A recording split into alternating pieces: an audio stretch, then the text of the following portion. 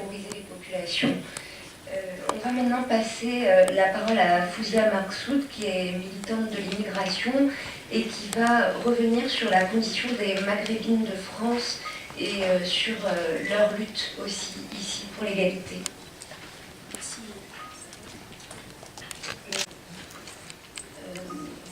Dans ce contexte de révolution arabe, il peut peut-être paraître un petit peu décalé de parler des Maghrébines de France.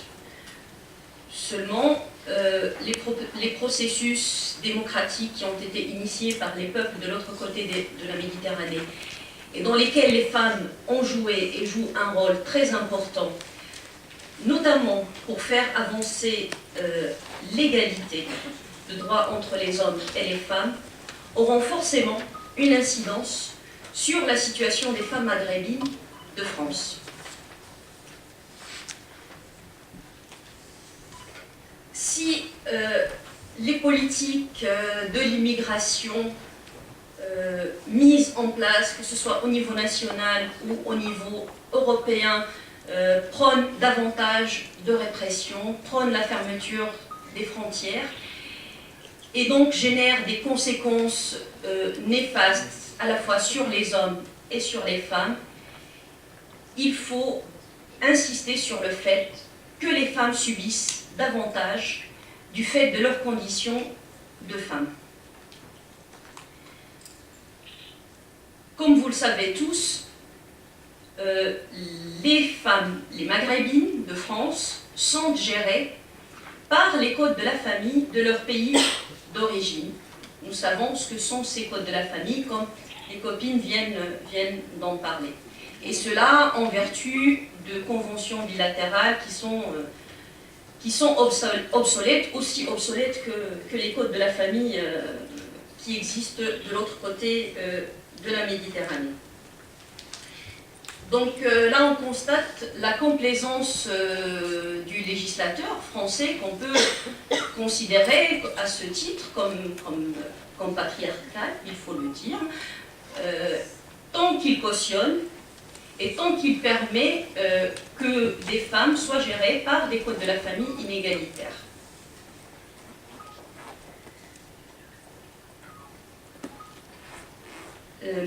Il se pose dans ce cas la question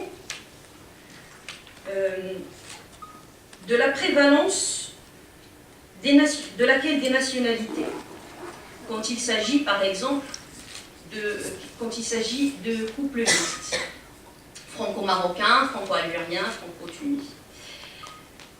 Pour ces pays d'origine, on est d'abord marocain, algérien, tunisien dès lors qu'on porte cette nationalité.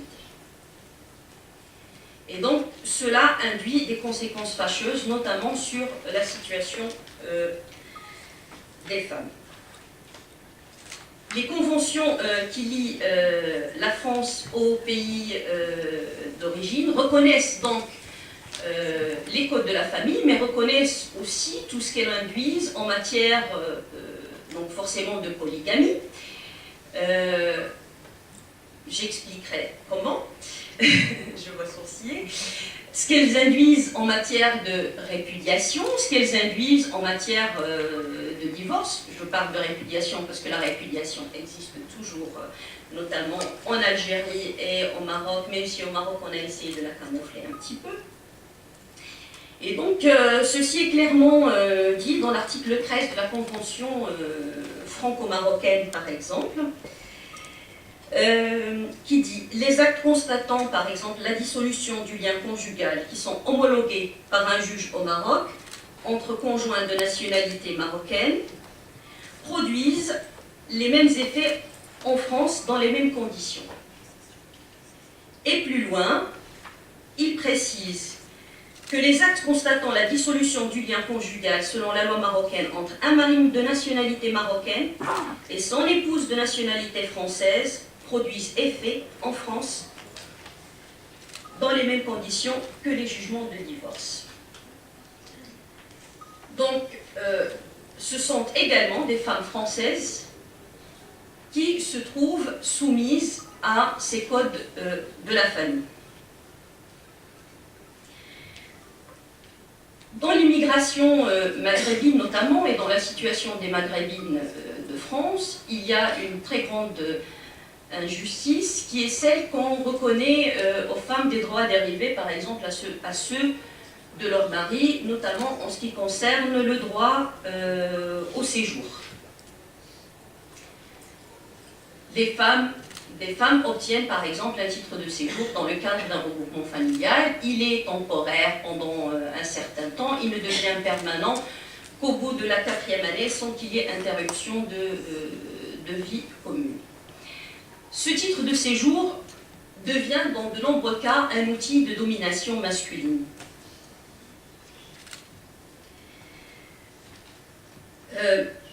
Pendant que les femmes ont des titres de séjour temporaires, il n'est pas rare, dans certaines situations, de voir que les femmes sont obligées de supporter des conditions de vie indignes et insupportables, parfois des violences, parce qu'elles ont peur de perdre leur titre de séjour et parce que le mari menace de les dénoncer si jamais elles ne se soumettent pas suffisamment. Même si il est vrai que les hommes aussi peuvent se retrouver dans des conditions de chantage au titre de séjour. Donc il n'y a pas que les femmes, mais les femmes le subissent davantage.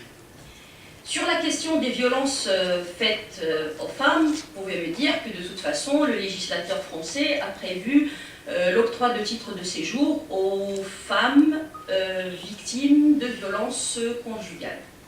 Certes, mais cela dépend du pouvoir discrétionnaire des préfets, et dans ces cas-là, on occulte souvent de prendre en considération autant les violences psychologiques, les pressions financières. Donc c'est très rarement pris en compte. Les femmes maghrébines de France subissent parfois une sorte d'assignation à résidence. Pourquoi? Parce que des fois, des hommes intentent des procès ou divorcent de l'autre côté de la Méditerranée, et donc le divorce est forcément reconnu là-bas, mais les femmes qui vivent ici n'ont pas envie de se soumettre. Et dans certains cas, des hommes intentent des procès pour obliger les femmes à regagner le domicile conjugal. Ceci pousse certaines femmes à se résigner, à rester dans le pays d'accueil, de peur de rentrer et de se faire arrêter aux frontières parce qu'elles font l'objet de plaintes pour abandon de domicile conjugal, et donc elles sont dans l'obligation de regagner le leur.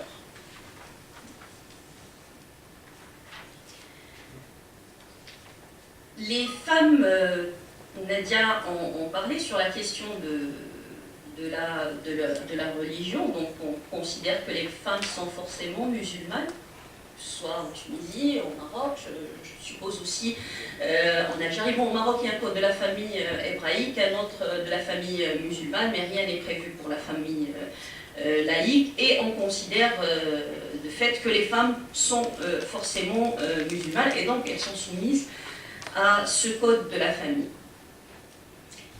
Cela génère des situations pour le moins ubuesques qui portent atteinte notamment aux libertés individuelles. Donc on parlait de la question du mariage. Selon le droit marocain par exemple, une musulmane n'a pas le droit d'épouser un non-musulman. Et même quand elles veulent contracter un mariage ici en France, les services consulaires exigent de fournir une attestation de conversion à l'islam dès lors qu'il s'agit d'un homme dont le nom a une consonance non musulmane. Donc c'est une atteinte au droit de choisir celui avec qui on veut faire sa vie.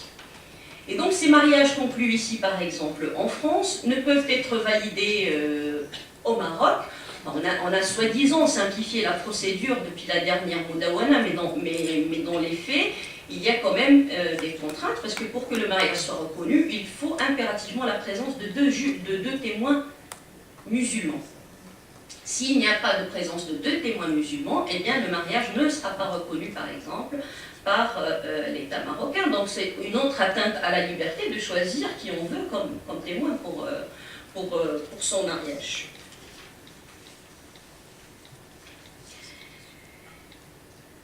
Je vais aussi également évoquer la question de la polygamie qui génère des situations très très dramatiques pour les femmes. Je vous rassure, hein, je suis contre la polygamie bien évidemment et je me bats contre. Mais le fait est que on est souvent en contact avec des femmes qui sont des coépouses d'époux polygames qui se retrouvent ici le plus souvent sans papier parce que la loi française va attribuer un titre de séjour pour une femme qu'elle va reconnaître et les autres, elles n'auront rien du tout. Donc ça pose problème au niveau des droits sociaux, de l'accès aux soins et autres. Donc il est important qu'il y a un combat qui est mené régulièrement auprès de ces femmes-là pour qu'elles puissent obtenir un titre de séjour et pour qu'elles puissent obtenir toute leur indépendance pour enfin sortir de la polygamie. Parce qu'il faut le dire, la polygamie n'est pas choisie, elle est imposée par des pressions sociales, elle est imposée par des pressions économiques. Et donc on retrouve des femmes qui se trouvent dans des situations vraiment alarmantes. Et je pense que dans notre lutte contre la polygamie, il faut aussi œuvrer pour que les femmes puissent avoir, les coépouses puissent avoir un titre de séjour pour qu'elles puissent être indépendantes de leurs mains.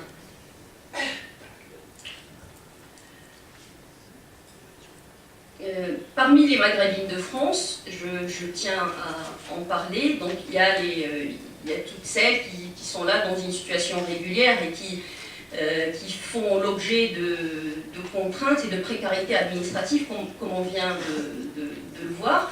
Mais il y a également les femmes qui sont sans papier. Si nous savons très bien, les rapports Nord-Sud sont ce qu'ils sont et ils ne permettent une libre circulation que dans un sens évident qui est celui de Nord-Sud. Donc les femmes du Sud, quand elles veulent venir ou quand elles sont contraintes de venir, eh bien elles se retrouvent parfois en situation irrégulière. Moi j'ai rencontré une femme l'année dernière qui était en France depuis 19 ans et qui n'avait toujours pas de titre de séjour. Donc, si la situation des Maghrébines en situation régulière est quand même précaire, alors je vous laisse imaginer celle des sans-papiers. Donc une précarité administrative, des difficultés économiques, de grandes difficultés pour trouver un travail, elles font l'objet d'exploitation de la part de leur employeur, parfois elles ne sont pas payées. Il y a la difficulté d'accès aux soins, c'est vrai qu'il y a l'AME, mais ce n'est pas toujours évident. Mais il est important de dire que ces femmes-là luttent, elles s'organisent, et en s'organisant, elles finissent par arracher des droits, notamment des régularisations. Mais dans leur lutte, on retrouve beaucoup qui luttent également pour l'égalité de droits tout court, et non seulement pour leur régularisation. Donc voilà, je ne vais pas trop m'étaler parce que les interventions des amis étaient tellement riches et je suppose qu'il y a beaucoup de questionnements, donc je vais m'arrêter là.